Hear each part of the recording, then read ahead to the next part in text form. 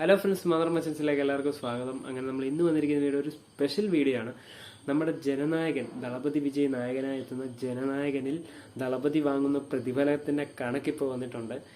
275 കോടി രൂപ പ്രതിഫലമായിട്ട് പറയുന്നത്. എച്ച് വിനോദാണ് പടം സംവിധാനം ചെയ്യുന്നത്. പടത്തിന്റെ ഗ്ലിംസ് ഒക്കെ ഇറങ്ങിയപ്പോൾ കത്തി നിൽക്കുന്ന സമയമാണ്. നമുക്കറിയാം, പടത്തിന് ആദ്യം വന്ന പോസ്റ്റേഴ്സൊക്കെ വെച്ച് നോക്കിക്കഴിഞ്ഞാൽ അത്ര ഒരു ഹൈപ്പ് ഇല്ലായിരുന്നു. എന്നാൽ ഒരൊറ്റ ഗ്ലിംസ് കൊണ്ട് ആ പടത്തിന്റെ തലവര തന്നെ മാറ്റി എന്ന് തന്നെ നമുക്ക് പറയാം. ദളപതി വിജയുടെ ലാസ്റ്റ് പടം എന്നൊക്കെയാണ് പറയുന്നത്. പുള്ളി ജയിച്ചു കഴിഞ്ഞാൽ രാഷ്ട്രീയം ആ ഒരു രീതിയിലോട്ട് അങ്ങോട്ട് പോകും. പുള്ളി തോറ്റു കഴിഞ്ഞാൽ പിന്നെയും പടം ചെയ്യും എന്നുള്ളൊരു കണ്ടീഷനിലാണ് ഇപ്പോൾ പടം പൊക്കോണ്ടിരിക്കുന്നത്. അപ്പോൾ ദളപതിയുടെ ലാസ്റ്റ് പടമാണോ അല്ലെങ്കിൽ ഇനിയും കണ്ടിന്യൂ ആയിട്ട് പടം ചെയ്യട്ടെ. അപ്പം ഈ ജനനായകനിൽ പുള്ളി വാങ്ങുന്ന പ്രതിഫലം 275 കോടിയാണ്. ഇത് നമ്മൾ തമിഴ് സിനിമയിൽ നോക്കിക്കഴിഞ്ഞാൽ റെക്കോർഡ് തുകയാണ്. നമുക്കറിയാം, തൊട്ട് താഴെ രജനീകാന്ത് ആണെന്നാണ് എൻ്റെ ഒരു നിഗമനം.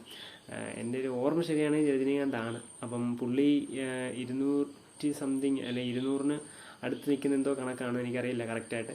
എന്നാൽ ദളപതി വിജയ് ഇപ്പോൾ റെക്കോർഡ് തുകയാണ് നമ്മുടെ തമിഴ് ഇൻഡസ്ട്രി, ഹോളിവുഡ് ഇൻഡസ്ട്രിയിലെ ഒരു റെക്കോർഡ് തുക ആണ് ഇപ്പം പ്രതിഫലമായിട്ട് വാങ്ങുന്നത്. പടം അടുത്ത വർഷം റിലീസാവുകയാണ് ജനുവരിയിൽ.